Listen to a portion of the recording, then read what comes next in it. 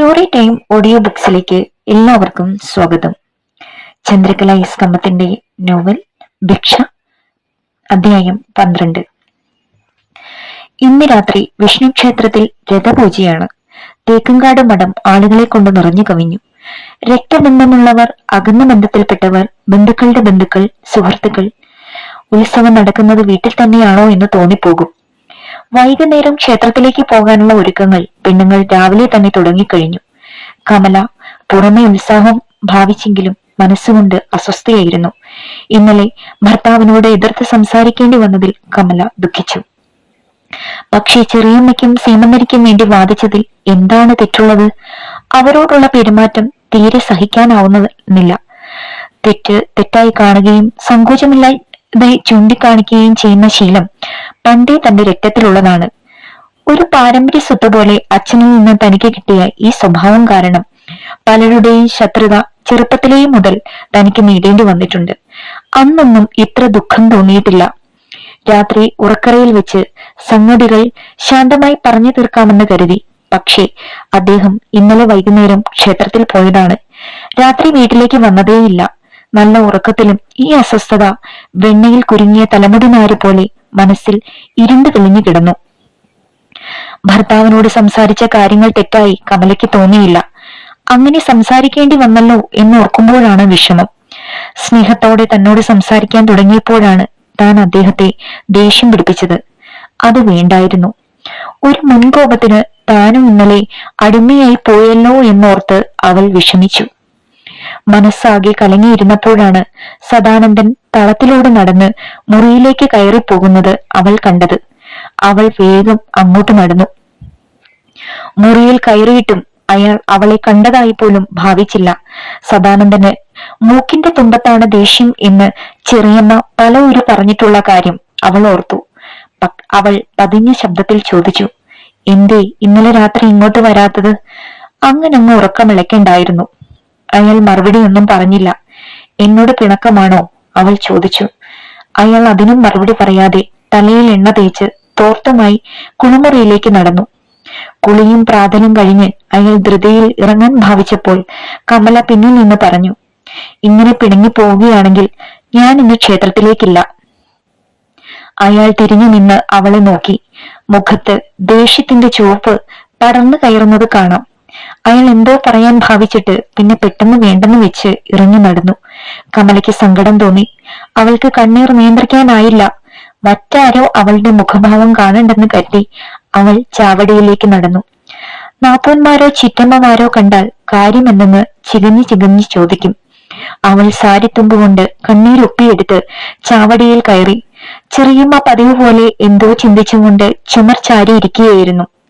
കമലയെ കണ്ടപ്പോൾ അവളുടെ മുഖത്ത് സൂക്ഷിച്ചു നോക്കിക്കൊണ്ട് അവർ ചോദിച്ചു, എന്താ കമലേ, നിന്റെ കണ്ണ് കലങ്ങിയിരിക്കുന്നത്? നീ കരഞ്ഞെന്ന് തോന്നുന്നു.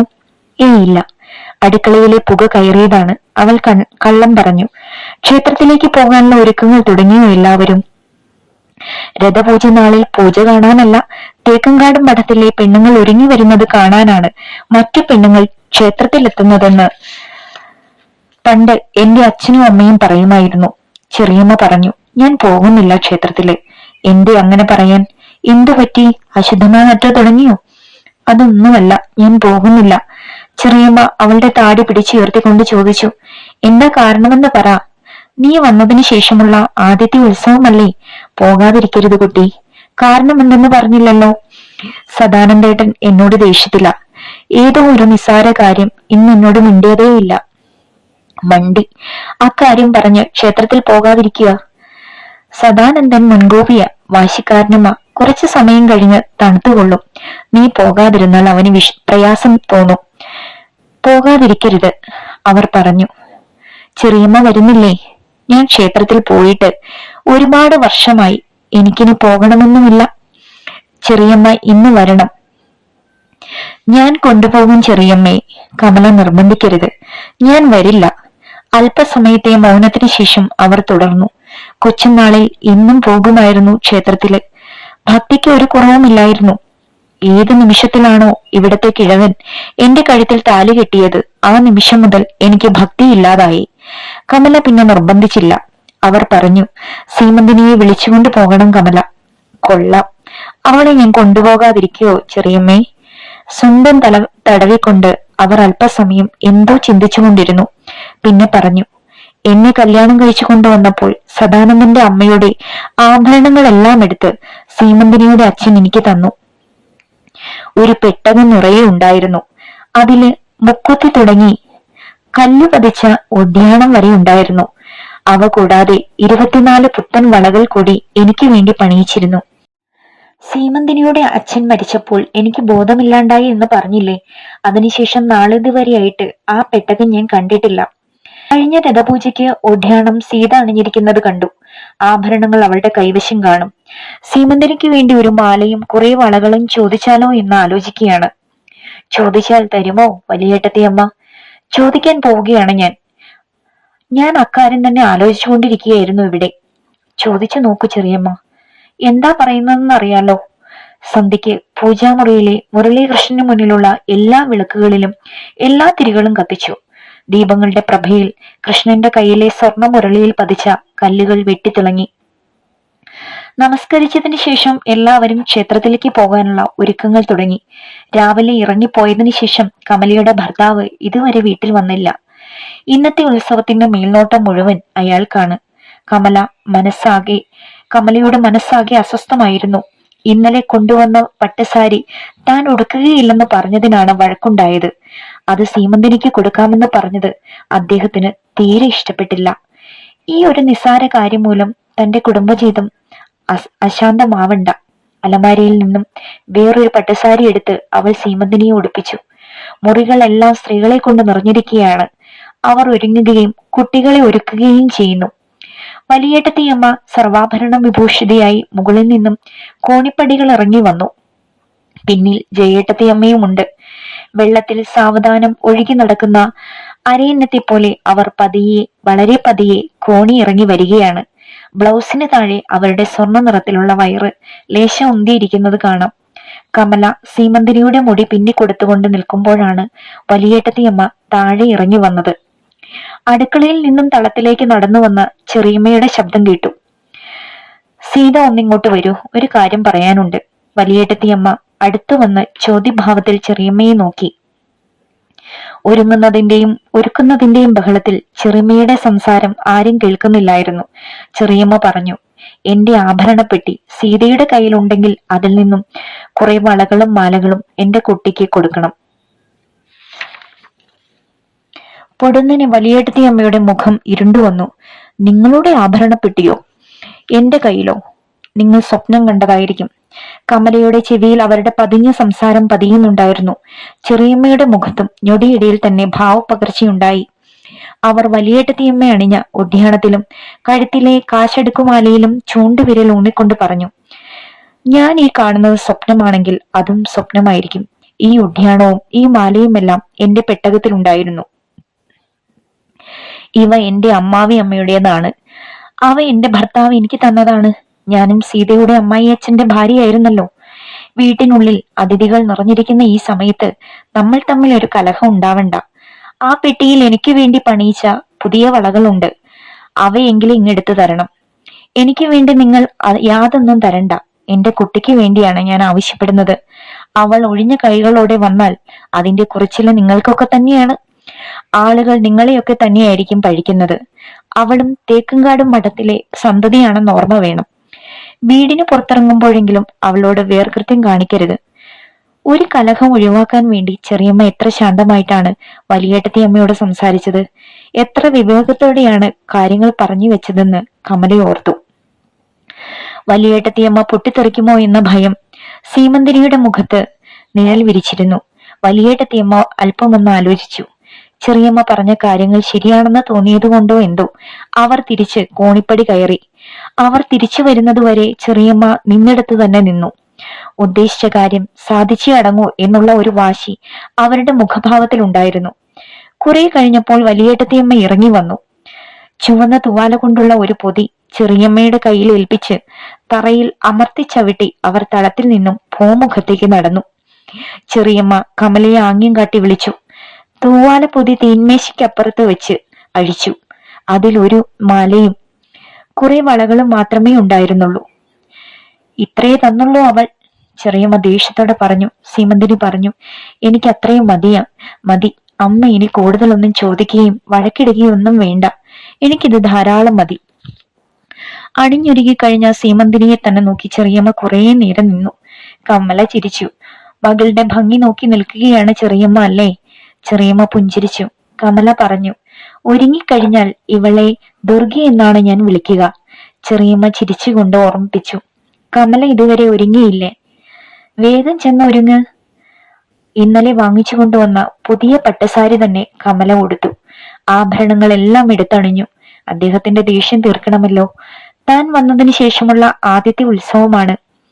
തേക്കുംകാട് മഠത്തിലെ സദാനന്ദന്റെ ഭാര്യ മോശമാവേണ്ട. ഒരുങ്ങിക്കഴിഞ്ഞ് തളത്തിൽ ചെന്നപ്പോൾ ചെറിയമ്മ മനസ്സ് തെളിഞ്ഞു ചിരിച്ചു. പിന്നെ അവളുടെ തോളിൽ തട്ടി പറഞ്ഞു, ഭംഗിയായിരിക്കുന്നു. സദാനന്ദന്റെ ദേഷ്യമെല്ലാം പമ്പ് കിടക്കും. അവൾ ചിരിച്ചു. ചെറിയമ്മ മുറ്റം വരെ അവരെ അനുഗമിച്ചു. 3-4 കാറുകൾ ഗേറ്റിന് മുന്നിൽ തയ്യാറായി നിൽക്കുകയാണ്. ഏട്ടത്തിയമ്മമാരൊക്കെ നേരത്തെ പോയി കഴിഞ്ഞു. ഏറ്റവും മുന്നിലുള്ളത് കാറിനടുത്ത് കുറെ പുരുഷന്മാർ നിൽക്കുന്നു. ചെറിയമ്മ കമലയുടെ ചെവിയിൽ മന്ത്രിച്ചു. കാറിന്റെ വലതുവശത്ത് നിൽക്കുന്ന ആളെ കണ്ടോ കമലെ? അയാളാണ് ഞാൻ ഇന്നലെ പറഞ്ഞ സ്വർണ്ണപ്പല്ലുകാരൻ.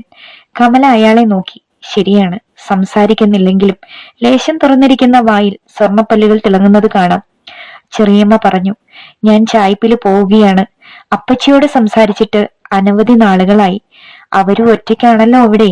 രാമദാസനും ക്ഷേത്രത്തിൽ പോയി കാണും. അതാണ് നല്ലതമ്മേ. അമ്മ ഇന്ന് ചായ്പിൽ ചെന്ന് കിടന്നോളൂ, സീമന്തിനി പറഞ്ഞു. ചെറിയമ്മ വീട്ടിൽ കയറിപ്പോയി. ഇനി എന്താ താമസം? വേഗം വന്ന് കാറിൽ കയറിക്കൊള്ളിൻ, സ്വർണ്ണപ്പല്ലി വെച്ച കൊച്ചച്ചൻ ധൃതി കൂട്ടി. വിഷ്ണു ക്ഷേത്രത്തിന്റെ ഗോപുരവും ചുറ്റമ്പല ചുവരുകളും പൂർണ്ണമായും ദീപങ്ങൾ കൊണ്ട് അലങ്കരിച്ചിരിക്കുകയാണ്. ചുറ്റമ്പലം ആളുകളെ കൊണ്ട് നിറഞ്ഞു കവിഞ്ഞു.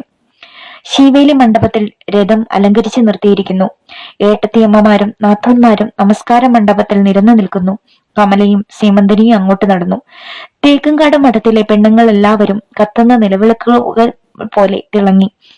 അവിടെ കൂടി നിന്ന മറ്റ് സ്ത്രീകളുടെ കണ്ണുകൾ അവരുടെ മേൽ ആയിരുന്നു. കമലയുടെ കണ്ണുകൾ ചുറ്റമ്പലത്തിലാകെ പരതി നടന്നു. കൊടിമരത്തിനപ്പുറത്തുള്ള തൂണിനടുത്ത് നിൽക്കുന്ന സദാനന്ദനിൽ അവ ഉടക്കി നിന്നു. കസരയുള്ള അംഗവസ്ത്രം കൊണ്ട് നഗ്നമായി ചുമലുകൾ പുതപ്പിച്ചിരിക്കുകയാണ്. ഉത്സവത്തിന്റെ മേൽനോട്ടം വഹിക്കുന്നതിന്റെ ക്ഷീണം മുഖത്ത് തെളിഞ്ഞു കാണാം. മുടിയാകെ പാറിപ്പറന്നു കിടക്കുകയാണ്. അയാൾ കമലയെ കണ്ടു. അയാളുടെ കണ്ണുകൾ അവളെ അടിമുടി വീക്ഷിച്ചു. അവളുടെ സാരിയിലും ആഭരണങ്ങളിലുമായി അവ സഞ്ചരിച്ചു. പന്തയത്തിൽ ജയിച്ച വില്ലാളിയുടെ ഭാവത്തോടെ അയാൾ അവളെ നോക്കി. അയാളുടെ ചുണ്ടുകളിൽ വിജയത്തിന്റെ പുഞ്ചിരി പരന്നു. അവളും അയാളെ നോക്കി പുഞ്ചിരി തൂകി. അയാളുടെ പുഞ്ചിരി വിടർന്ന ചിരിയായി മാറി. സീമന്തിനി ചുറ്റമ്പലത്തിൽ നടക്കുന്ന കാര്യങ്ങളിലൊന്നും ശ്രദ്ധിക്കുകയുണ്ടായില്ല. അവളുടെ കണ്ണുകൾ മറ്റാരെയോ കാണാൻ ഉഴറി നടക്കുകയായിരുന്നു. അവൾ മനസ്സിൽ മന്ത്രിച്ചു, ഈ ബഹളത്തിൽ ഇന്ന് കാണുവാൻ പറ്റുമോ എന്നറിയില്ല. എങ്കിലും അവളുടെ നേത്രങ്ങൾ അന്വേഷിക്കുകയായിരുന്നു, രവീന്ദ്രേട്ടൻ എവിടെ? അധ്യായം 13. ധാരാളം പരദേശി ബ്രാഹ്മണർ കുടുംബസമേതം രഥപൂജ കാണാൻ എത്തിയിട്ടുണ്ട്. ഇത്ര തിരക്ക് ഇതിനു മുമ്പ് ഒരു വർഷവും ഉണ്ടായിട്ടില്ലെന്ന് സ്ഥലവാസികൾ പരസ്പരം പറയുന്നത് കേട്ടു. രഥോത്സവത്തിന് വരണമെന്ന് കമല അച്ഛനയച്ച കത്തിൽ പ്രത്യേകം എഴുതിയതാണ്. സഹോദരങ്ങളെ കാണാൻ കൊതിയാവുന്നു. പക്ഷേ നാട്ടിൽ നിന്നും ആരും വന്നില്ലെന്ന് അവൾ സങ്കടത്തോടെ ഓർത്തു. നാദസ്വര വായന മേളത്തോടെ നടക്കുകയാണ്. ശീവേലി മണ്ഡപവും ചുറ്റമ്പലവും എല്ലാം ദീപങ്ങൾ കൊണ്ട് അലങ്കരിച്ചിരിക്കുന്നു. ചുറ്റമ്പല ചുമരിൽ ചുറ്റോട് ചുറ്റായി ഘടിപ്പിച്ചിരിക്കുന്ന ലോഹച്ചെരാതുകളിൽ നെയ്ത്തിരികൾ നേർത്ത കാറ്റിൽ ഉലഞ്ഞു കത്തുന്നു. ചുമരിലെ ചിത്രങ്ങൾക്ക് കൊഴുത്ത ചായം കൊണ്ട് നിറം പിടിപ്പിച്ചിട്ടുണ്ട്. ദശാവതാരങ്ങളും ശ്രീകൃഷ്ണന്റെ ബാലലീലകളും ദീപപ്രഭയിൽ തെളിഞ്ഞു കാണാം. സ്വർണ്ണധ്വജം നാട്ടിയിരിക്കുന്ന കരിങ്കൽ പീഠത്തിന്റെ കോണുകളിലും ശീവേലി മണ്ഡപത്തിന്റെ തൂണുകളിലും ഗർഭഗൃഹത്തിലേക്കുള്ള കരിങ്കൽ പടവുകളുടെ വശങ്ങളിലും സ്ഥിതി ചെയ്യുന്ന ലോഹ പ്രതിമകളുടെ കൈക്കൊമ്പിളിൽ ദീപം ജ്വലിക്കുന്നത് കാണാൻ കൗതുകമുണ്ട്. മനോഹരമായ സ്ത്രീ പ്രതിമകൾ. ഏതോ പ്രഗത്ഭനായ ശില്പിയായിരിക്കും ഇവ നിർമ്മിച്ചത്. എത്ര ചാതുര്യത്തോടെയാണ് അവയുടെ ഓരോ അവയവവും കുത്തിയെടുത്തിരിക്കുന്നത്. പ്രതിമയുടെ മാറിടത്തിന് ആവശ്യത്തിലധികം മുഴുപ്പ് കൊടുത്തിരിക്കുന്നത് മനഃപൂർവ്വമായിരിക്കണം. മാറിടം കുത്തി രൂപപ്പെടുത്തി കഴിഞ്ഞ് ശില്പി അവയിൽ കൊതിയോടെ നോക്കി പുഞ്ചിരിച്ചിട്ടുണ്ടാവും. കമലയെട്ടത്തി അമ്മ എന്തോ ആലോചിച്ചുകൊണ്ട് പുഞ്ചിരിക്കുകയാണല്ലോ. സീമന്തിനി ചിരിച്ചുകൊണ്ട് പറഞ്ഞു. ഒന്നുമില്ല, ആ പ്രതിമകളുടെ ഭംഗി കാണുകയായിരുന്നു. ജയേട്ടത്തി അമ്മ മണ്ഡപത്തിൽ നിന്ന് തൊഴുത് കാണിക്കയിട്ടതിനു ശേഷം ഒരു ഉറുമ്പ് നീങ്ങുന്നത്ര സാവധാനത്തിൽ നടന്ന് ശീവേലി മണ്ഡപത്തിൽ നിന്നിരുന്ന സേതുവേട്ടനെയും വിളിച്ചുകൊണ്ട് ഇറങ്ങിപ്പോയി. അവർ ഗർഭം വളരെ ശ്രദ്ധയോടെ കാത്തു സൂക്ഷിക്കുകയാണ്. ഇതെങ്കിലും അലസിപ്പോവാതിരുന്നെങ്കിൽ. വലിയേട്ടത്തിയമ്മ മുഖം വീർപ്പിച്ച് നിൽക്കുകയാണ്. ചെറിയമ്മ ആഭരണം ചോദിച്ചതിന് ദേഷ്യമാവും. കമലയും സീമന്തിനിയും നിൽക്കുന്ന ഭാഗത്തേക്ക് അവർ തല തിരിക്കുന്നത് പോലുമില്ല. ശിവേലി മണ്ഡപത്തിൽ വലിയ അമ്പലമണിക്ക് താഴെയായി അലങ്കരിച്ച രഥം നിർത്തിയിരിക്കുന്നു. പൂമാല കൊണ്ടും നിറമുള്ള ബൾബുകൾ കൊണ്ടും അതിനെ മൂടി പിടിപ്പിച്ചിട്ടുണ്ട്. രഥത്തിനുള്ളിലെ സിംഹാസനം പോലെയുള്ള പീഠം സ്വർണ്ണ കസവ് വെച്ച് പിടിപ്പിച്ച ചുവന്ന വെൽവെറ്റ് തുണി കൊണ്ട് ആവരണം ചെയ്തിരിക്കുന്നു. അതിന് ചുവട്ടിലായി പൂജ നടത്തുന്ന പുരോഹിതനിരിക്കാനുള്ള സ്ഥലവുമുണ്ട്. മുൻകാലുകൾ ഉയർത്തിപ്പിടിച്ച് ആകാശത്തേക്ക് കുതിക്കാൻ തുടങ്ങുന്ന രഥാശ്വങ്ങൾക്ക് ജീവൻ വെച്ചതുപോലെ രഥത്തിന്റെ 4 കോണിലുള്ള തൂണുകളിലും മുകളിലുമുള്ള താഴികക്കുടത്തിലുമെല്ലാം രാമായണത്തിലെയും ഭാഗവതത്തിലെയും പ്രധാന സംഭവങ്ങൾ കൊത്തിവെച്ചിട്ടുണ്ട്. രഥത്തോട് ബന്ധിച്ച വടങ്ങൾ മുന്നോട്ട് നീണ്ടു കിടക്കുകയാണ്. വടങ്ങളിൽ പിടിച്ച് രഥം വലിക്കാൻ തയ്യാറായി ചുറുചുറുക്കുള്ള ചെറുപ്പക്കാർ 2 വരിയായി നിൽക്കുന്നു. അവരുടെ ഇടയിൽ രാമദാസനുമുണ്ട്. വിഷ്ണുവിന്റെ സ്വർണ്ണത്തിടമ്പ് എഴുന്നള്ളിച്ചു കൊണ്ടുവന്ന് രഥത്തിനുള്ളിലെ പീഠത്തിലിരുത്തുന്നതാണ് രഥപൂജയുടെ ആദ്യത്തെ ചടങ്ങ്. പൂജ തുടങ്ങാൻ വൈകുന്നത് എന്തെന്നറിയില്ല. ആളുകൾ നിന്ന് മുഷിയാൻ തുടങ്ങിയെന്നു.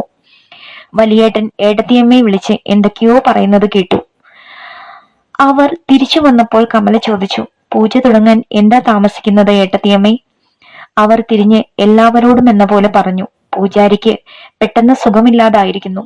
കലശലായ പനിയും തലവേദനയും തുടങ്ങിയിരിക്കുന്നു അത്രേ. മൂത്ത ചേച്ചി ചോദിച്ചു, അപ്പോൾ ഇനി എന്താ ചെയ്യാൻ പോകുന്നത്? രവീന്ദ്രനുണ്ട്, അദ്ദേഹത്തിന്റെ അനിയന്റെ മകൻ. അത്യാവശ്യം പൗരോഹിത്യമൊക്കെ പഠിച്ചിട്ടുണ്ടത്രേ. അയാളാണ് പൂജ നടത്താൻ പോകുന്നത്. അല്ലാതെ വേറെ വഴിയൊന്നുമില്ല. സീമന്തിനിയും കമലയും പരസ്പരം നോക്കി കമല പറഞ്ഞു, രവീന്ദ്രനാണ് പൂജ നടത്താൻ പോകുന്നതെന്ന്. സീമന്തിനിയുടെ മുഖം മ്ലാനമാകുന്നത് കമല ശ്രദ്ധിച്ചു. പൊടുന്നനെ ഉത്സാഹം അത്രയും കെട്ടടങ്ങിയതുപോലെ അവൾ തലകുനിച്ചു. അമ്പലക്കുളത്തിൽ നിന്നും കുളിച്ചു തോർത്തിയ പാടെ മുണ്ട് പാളത്താറിട്ട് കൊടുത്ത് വെള്ളത്തോർത്ത് ചുമലിലിട്ട് ഈറൻ മുടി ചീകി വെക്കാതെ ഒരു തനി പുരോഹിതനായി രവീന്ദ്രൻ രഥത്തിനുള്ളിലേക്ക് കയറി. പ്രധാന പുരോഹിതൻ വിറച്ച് വിറച്ച് എഴുന്നള്ളിച്ചു കൊണ്ടുവന്ന തിടമ്പ് രഥത്തിനുള്ളിൽ നിന്നുകൊണ്ട് ഏറ്റുവാങ്ങി രവീന്ദ്രൻ പീഠത്തിൽ വെച്ച് ചുവട്ടിൽ പൂജാ സാമഗ്രികൾ നിരത്തിവെച്ച് അയാൾ അതിനുള്ളിൽ പത്മാസനത്തിൽ ഇരുന്നു. അമ്പലമണി ഉച്ചത്തിൽ മുഴങ്ങി. രവീന്ദ്രന്റെ ചുണ്ടുകൾ തെരുതെരെ ചലിക്കുന്നത് കാണാം. മന്ത്രങ്ങൾ ഉച്ചരിച്ച് പൂക്കൾ അർപ്പിക്കുന്നുണ്ട്. കൈത്തലം കൊണ്ട് പൂജാമുദ്രകൾ കാണിച്ച് രവീന്ദ്രൻ യാതൊരു മടിയുമില്ലാതെ പൗരോഹിത്യം നിർവഹിക്കാൻ തുടങ്ങി. പൂജയുടെ ഒരു ഘട്ടം തീർന്നപ്പോൾ ചെറുപ്പക്കാർ വടങ്ങൾ വലിച്ച രഥം നീക്കാൻ തുടങ്ങി. രഥം പ്രദക്ഷിണ വഴിയിലൂടെ മുന്നോട്ട് നീങ്ങി. കാതിൽ പാഞ്ഞെത്തിയ രഥഘോഷത്തിനൊപ്പം പറഞ്ഞറിയിക്കാൻ വയ്യാത്ത ഒരസാസ്യം സീമന്തിനിയുടെ മനസ്സിൽ ജനിച്ചു. പൗരോഹിത്യം നിർവഹിക്കുന്നവരെ ബഹുമാനത്തോടെയാണ് ആളുകൾ വീക്ഷിക്കുന്നതെങ്കിലും അതൊരു കുറഞ്ഞ ജോലിയായിട്ടാണ് കാണപ്പെടുന്നത്. പ്രത്യേകിച്ച് തേക്കുംകാടും മഠത്തിലെ ആണുങ്ങൾക്ക് ദക്ഷിണ വാങ്ങി ജീവിതം കഴിക്കുന്ന പുരോഹിതനോട് ബഹുമാനമുണ്ടെങ്കിലും അതിലേറെ പുച്ഛമാണുള്ളത്. പ്രധാന പൂജാരിക്ക് വയ്യാതായാൽ അമ്പലത്തിലെ പൂജ ഏറ്റെടുക്കാൻ ഈ സ്ഥലത്ത് മറ്റാരുമില്ല. ആ ജോലി രവീന്ദ്രനെ ഏൽപ്പിക്കുമോ എന്നറിയില്ല. ഇത്രയേറെ പഠിച്ചിട്ട് ഈ നാട്ടിൻപുറത്തെ ക്ഷേത്രത്തിലെ പുരോഹിതപ്പണി ചെയ്ത് ജീവിക്കേണ്ടി വരുന്നത് വളരെ കഷ്ടം തന്നെയാണ്. തുച്ഛമായ ശമ്പളമേ ദേവസ്വത്തിൽ നിന്നും രവീന്ദ്രേട്ടന്റെ വലിയച്ഛന് കൊടുക്കുന്നുള്ളൂ എന്ന് രവീന്ദ്രൻ തന്നെ ഒരിക്കൽ പറഞ്ഞതാണ്. രവീന്ദ്രേട്ടൻ ഏത് ജോലി ചെയ്താലും തന്റെ സ്നേഹത്തിന് ഉടവ് തട്ടുകയില്ല. പക്ഷെ പ്രശ്നം മറ്റൊന്നാണല്ലോ. തന്നെ വിവാഹം കഴിക്കണമെന്ന ആഗ്രഹവുമായിട്ട് ഒരിക്കലും രവീന്ദ്രേട്ടന് തന്റെ ഏട്ടന്മാരെ സമീപിക്കാൻ പറ്റില്ല. തേക്കുംകാട് മഠത്തിലെ ഒരു പെണ്ണിനെ ഒരു പുരോഹിതനെ കൊണ്ട് വിവാഹം കഴിപ്പിക്കാൻ അവർ ഒരിക്കലും തയ്യാറാവില്ല. നല്ല ഒരു ജോലി സമ്പാദിച്ചാൽ തന്നെയും പാവപ്പെട്ട പുരോഹിത കുടുംബത്തിൽപ്പെട്ട ആളാണെന്ന് പറഞ്ഞ് ആലോചന തള്ളിക്കളയാനാണ് സാധ്യത. ആ നിലയ്ക്ക് ഇങ്ങനെയും കൂടിയായാൽ അവളുടെ ഹൃദയത്തിൽ നിരാശ ഒരു കയം കണക്കെ തളം കെട്ടിക്കിടന്നു. മറ്റുള്ളവരോടൊപ്പം അവളും യാന്ത്രികമായി പ്രദക്ഷിണ വഴിയിലേക്ക് നീങ്ങി. രഥം മുന്നോട്ട് നീങ്ങുന്നതിനിടയിൽ എപ്പോഴോ അവരുടെ ദൃഷ്ടികൾ പരസ്പരം കൂട്ടിമുട്ടി. ഒരു നേർത്ത പുഞ്ചിരി സമ്മാനിച്ചുകൊണ്ട് അയാൾ ദൃഷ്ടികൾ പിൻവലിക്കുകയും ജോലിയിൽ വ്യാപൃതനാവുകയും ചെയ്തു. സീമന്തിനി പുഞ്ചിരിക്കാൻ പോലും മറന്നു. കമല അവളുടെ ഭാവമാറ്റം പ്രത്യേകം ശ്രദ്ധിക്കുകയായിരുന്നു. അവൾ ഓർത്തു, രവീന്ദ്രനുമായി പ്രത്യേക അടുപ്പമൊന്നുമില്ലെന്നാണ് ഇവൾ അന്ന് തന്നോട് പറഞ്ഞത്. അത് കള്ളമാണ്, സംശയമില്ല. ഇവർ തമ്മിൽ വിവാഹം കഴിക്കാമെന്നുള്ള വാഗ്ദാനം കൈമാറിയിട്ടുണ്ടോ ആവോ? ഇവളുടെ ഓരോ ഭാവവും കണ്ടാൽ അങ്ങനെയാണ് തോന്നുന്നത്. സീമന്തിനിയുടെ മനസ്സ് വായിച്ചറിഞ്ഞതുപോലെ കമല പറഞ്ഞു, എന്താ നീ അങ്ങ് മൗനിയായതുപോലെ? രവീന്ദ്രൻ തൽക്കാലത്തേക്ക് പുരോഹിത സ്ഥാനത്തേക്ക് ഇരുന്നേ ഉള്ളൂ, നീ വിഷമിക്കേണ്ട. ഇന്നത്തെ അവസ്ഥയിൽ രവീന്ദ്രൻ ഇത് ഏറ്റെടുത്തത് എത്ര ഭാഗ്യമായി പോയി. വേറൊരു പുരോഹിതനെ കിട്ടാൻ ഏട്ടന്മാർ എവിടെ പോകുമായിരുന്നു? സീമന്തിനെ കേട്ടുകൊണ്ട് കമലയുടെ മുഖത്ത് നോക്കി നിന്നു. കമല പറഞ്ഞു, ഞാൻ രവീന്ദ്രനെ മനസ്സ് അഭിനന്ദിക്കുകയാണ്. കോളേജിൽ പഠിക്കുന്നതിനോടൊപ്പം ഈ പൂജാവിധികളൊക്കെ പഠിച്ചെടുത്തല്ലോ. ആവശ്യം വന്നപ്പോൾ കോളേജ് പഠിത്തത്തിന്റെ ഗമയോ സങ്കോചമോ കാണിക്കാതെ എത്ര സന്തോഷത്തോടെയാണ് ആ ജോലി ചെയ്യുന്നതെന്ന് നോക്ക്. രവീന്ദ്രൻ നല്ല പയ്യനാണ്, സീമന്തിനി പതിഞ്ഞ ശബ്ദത്തിൽ പറഞ്ഞു. കമലേട്ടത്തി അമ്മയുടെ മനസ്സ് ഇടുങ്ങിയതല്ലാത്തത് കൊണ്ടാണ് ഇങ്ങനെ നല്ല രീതിയിൽ ചിന്തിക്കാൻ സാധിക്കുന്നത്. മറ്റുള്ളവരുടെ ചിന്ത ഈ രീതിയിലല്ലായിരിക്കും. എന്തായാലും നീ ഇങ്ങനെ ഉത്സാഹമില്ലാതെ നടക്കരുത്. ഇങ്ങോട്ട് വന്നപ്പോൾ ഉണ്ടായിരുന്ന സന്തോഷമെല്ലാം എവിടെ പോയി? വലിയേട്ടത്തിയമ്മ ഒരു നടത്തിപ്പുകാരിയുടെ ഗൗരവത്തോടെ ഞെളിഞ്ഞു നടക്കുകയാണ്. മൂത്ത 4 നാത്തൂന്മാരും പ്രതാപം കാണിക്കുന്നതിൽ ഒട്ടും പിന്നിലല്ല. അത്യാവശ്യത്തിന് മാത്രം സംസാരിക്കുന്ന പ്രകൃതക്കാരാണ് അവരെല്ലാവരും. ഒരു അനുജത്തിയോട് കാണിക്കേണ്ട സ്നേഹം അവരും സീമന്തിനിയോട് കാണിക്കാറില്ല. തങ്ങളുടെ അച്ഛൻ ഒന്നാണ് എന്ന ചിന്തയേക്കാൾ അമ്മമാർ രണ്ടാണെന്നുള്ള കാര്യം ഓർമ്മിക്കാൻ അവർ പ്രത്യേകം ശ്രദ്ധിക്കുന്നുണ്ട്. രഥത്തോടൊപ്പം പ്രദക്ഷിണം വെച്ച് കഴിഞ്ഞപ്പോഴേക്കും എല്ലാവരും ക്ഷീണിച്ചു കഴിഞ്ഞിരുന്നു. അങ്ങനെ തേക്കുംകാട് മഠത്തിന്റെ ചെലവിലും മേൽനോട്ടത്തിലും നടന്ന രഥപൂജ ഭംഗിയായി അവസാനിച്ചു. അപ്പോഴേക്കും സമയം പാതിരാത്രിയോടടുത്തിരുന്നു. തീർത്ഥവും പ്രസാദവും എല്ലാവർക്കും നൽകിയതും രവീന്ദ്രൻ തന്നെയായിരുന്നു. ഇനി അത്താഴ സദ്യയാണ്. പ്രസാദം കഴിച്ചതിന് ശേഷം എല്ലാവരും ചുറ്റമ്പലമുറ്റത്തും അഗ്രശാലകളിലുമായി സദ്യ ഉണ്ണാൻ നിരന്നിരുന്നു. ഏറ്റവും അവസാനമാണ് സീമന്തിനിയും കമലയും പ്രസാദം വാങ്ങാൻ മണ്ഡപത്തിൽ ചെന്നത്. കമല പ്രസാദത്തിന് കൈനീട്ടവേ പറഞ്ഞു, എന്തായാലും രവീന്ദ്രൻ ഉള്ളതുകൊണ്ട് ഈ രഥപൂജ മുടങ്ങിയില്ല. അല്ലായിരുന്നെങ്കിൽ എല്ലാവരും വിഷമിച്ചു പോയേനെ. പൂജ അറിയാവുന്നവരാരും ഇവിടെ അടുത്തെങ്ങുമില്ലല്ലോ. പ്രസാദം കയ്യിലെടുത്തു കൊടുക്കവേ അയാൾ ചിരിച്ചുകൊണ്ട് പറഞ്ഞു, അന്ന് പഠിത്തം മുടങ്ങി 2 വർഷം വീട്ടിൽ നിന്നപ്പോൾ വലിയച്ഛൻ ഇതെല്ലാം എന്നെ പഠിപ്പിച്ചു. ഇന്ന് അത് ഉപകരിച്ചു. പിന്നെ സീമന്തിനിയെ ഒളികണ്ണിട്ട് നോക്കി അയാൾ പുഞ്ചിരിയോടെ സ്വരം താഴ്ത്തി പറഞ്ഞു, പോരെങ്കിൽ ഇന്ന് നിങ്ങൾ നടത്തുന്ന ഉത്സവമല്ലേ, അത് മുടക്കാൻ പറ്റില്ലല്ലോ. എന്തായാലും നല്ല രസം തോന്നി. വിഷ്ണുവുമൊത്ത് രഥത്തിലിരുന്ന് പ്രപഞ്ചം മുഴുവൻ ചുറ്റിയതുപോലെ തോന്നുന്നു.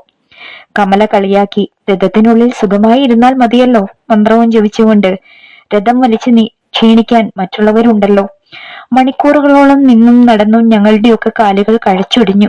അയാൾ ചിരിച്ചു. പ്രസാദം വാങ്ങിക്കഴിഞ്ഞ് കമല പിന്നോട്ട് മാറി നിന്നു. സീമന്തിനി പ്രസാദത്തിനു വേണ്ടി കൈകൾ നീട്ടി. ആരും തങ്ങളെ ശ്രദ്ധിക്കുന്നില്ലെന്ന് ഉറപ്പുവരുത്തിയതിനു ശേഷം രവീന്ദ്രൻ പതുക്കെ മന്ത്രിച്ചു, ചന്ദനൻ ഞാൻ തൊട്ട് തരട്ടെ നെറ്റിയിൽ. ഏട്ടത്തിയമ്മ കേൾക്കും. ഏട്ടത്തിയമ്മ അങ്ങോട്ട് തിരിഞ്ഞു വിളിക്കുകയാ. പ്രസാദം കൈക്കുമ്പിളിലിട്ട് കൊടുക്കവേ അയാൾ പറഞ്ഞു, അടുത്ത മാസം എന്റെ പരീക്ഷ തുടങ്ങുകയാണ്. ഇന്നത്തെ പൂജ നടത്തിയപ്പോൾ ഞാൻ പ്രാർത്ഥിച്ചത് എന്തിനു വേണ്ടിയെന്നറിയാമല്ലോ. കമലേട്ടത്തിയമ്മ കേൾക്കുമോ എന്ന് ഭയന്ന് അവൾ അയാളെ നോക്കി ചെറുതായി പുഞ്ചിരിച്ചതിന് ശേഷം പിന്നോട്ട് മാറി. നമസ്കാര മണ്ഡപത്തിന് വലതുവശത്തായി തേക്കുംകാട് മഠത്തിലെ സ്ത്രീകൾക്ക് മാത്രമായിരുന്ന് സദ്യ ഉണ്ണാൻ പ്രത്യേക സ്ഥലം ഒഴിച്ചിട്ടിട്ടുണ്ട്. അനവധി വിഭവങ്ങളോടുകൂടിയ സദ്യ നടന്നു. ഉത്സവത്തിന്റെ എല്ലാ ചടങ്ങുകളിലും അവരുടെ പണത്തിന്റെ പ്രതാപം കൊഴുത്തു നിന്നു.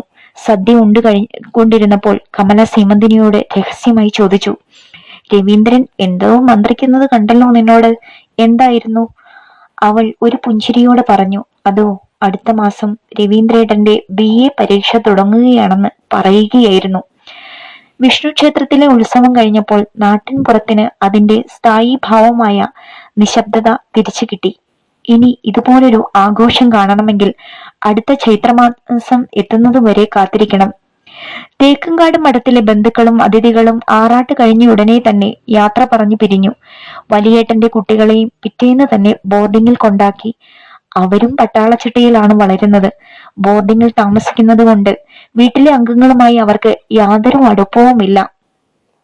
അഴകും ചുണയുമുള്ള ആ കുട്ടികളോട് അടുക്കാൻ കമലയ്ക്ക് ആഗ്രഹമുണ്ടായിരുന്നെങ്കിലും അവരെ അരികിൽ വിളിച്ച് സംസാരിച്ചപ്പോഴെല്ലാം ചോദിച്ചതിന് മാത്രം മറുപടി പറഞ്ഞ് അവർ ഓടിപ്പോവുകയാണ് ചെയ്തത്. കൊച്ചുനാളിൽ സീമന്തിനിയോട് അവർക്ക് വളരെ സ്നേഹമായിരുന്നെങ്കിലും വളർന്നു വരുന്തോറും അവരും അവളിൽ നിന്ന് അകലുകയാണെന്ന് അവൾക്ക് തോന്നാറുണ്ട്. സദാനന്ദനും ജ്യേഷ്ഠന്മാരും വീണ്ടും ബിസിനസിന്റെ തിരക്കിലായി. രഥോത്സവം നടത്താൻ ചെലവായ പണം ബിസിനസ്സിൽ നിന്നും നേടിയെടുക്കണമല്ലോ. വീട്ടിലെ ദിനചര്യകൾ വീണ്ടും പഴയതുപോലെയായി. രഥപൂജാ നാളിൽ സീമന്തിനിക്ക് വേണ്ടി ചോദിച്ചു വാങ്ങിയ ആഭരണങ്ങൾ സൂക്ഷിച്ചു വെക്കാനായി ചെറിയമ്മ കമലയെ ഏൽപ്പിച്ചു. ഞായറാഴ്ച വൈകുന്നേരം സദാനന്ദനും ഏട്ടന്മാരും പൂമുഖത്തിരുന്ന് സംസാരിക്കുകയായിരുന്നു. ഗേറ്റ് കടന്ന് ആരോ കയറി വന്ന് പൂമുഖത്ത് കയറി അവരോട് സംസാരിക്കാൻ തുടങ്ങി. സദാനന്ദൻ അടുക്കളയിൽ വന്ന് അയാൾക്ക് വേണ്ടി ചായയും പലഹാരവും കൊടുത്തയക്കണമെന്ന് പറഞ്ഞു. ആരാണത്? കമല ചോദിച്ചു. സദാനന്ദൻ താല്പര്യമില്ലാത്ത ഭാവത്തിൽ പറഞ്ഞു. ഒരു പരിചയക്കാരനാണ്. വിവാഹ ദല്ലാളായി കഴിയുകയാണ്. അമ്പലത്തിൽ വെച്ച് ആരൊക്കെയോ സീമന്തനിയെ കണ്ടു അത്രേ. അവളുടെ ജാതകം വേണമെന്ന് പറഞ്ഞ് അയാളെ അയച്ചിരിക്കുകയാണ്. വേഗം ചായയും തിന്നാനുള്ളതും അങ്ങോട്ട് കൊടുത്തയക്ക്. അയാളെ അങ്ങ് പറഞ്ഞു വിടട്ടെ. വെറുതെ മനുഷ്യനെ മെനക്കെടുത്താൻ വന്നിരിക്കുന്നു. എന്നിട്ട് ജാതകം കൊടുത്തോ? കമല ചോദിച്ചു. അത് വലിയേട്ടൻ കുറിച്ചു കൊടുത്തോളും. പൊടുന്നനെ സീമന്തിനിയുടെ മനസ്സിൽ പടർന്നു കയറിയ അസ്വസ്ഥതയുടെ കാളിമ അവളുടെ മുഖത്ത് പ്രതിഫലിച്ചു. അവൾ കമലയുടെ മുഖത്ത് നോക്കി. കമലയ്ക്ക് രവീന്ദ്രന്റെ കാര്യം ഓർമ്മ വന്നു. എന്താണ് പറയേണ്ടതെന്ന് കമലയ്ക്ക് അറിയില്ലായിരുന്നു. ബാക്കി ഭാഗം നാളെ.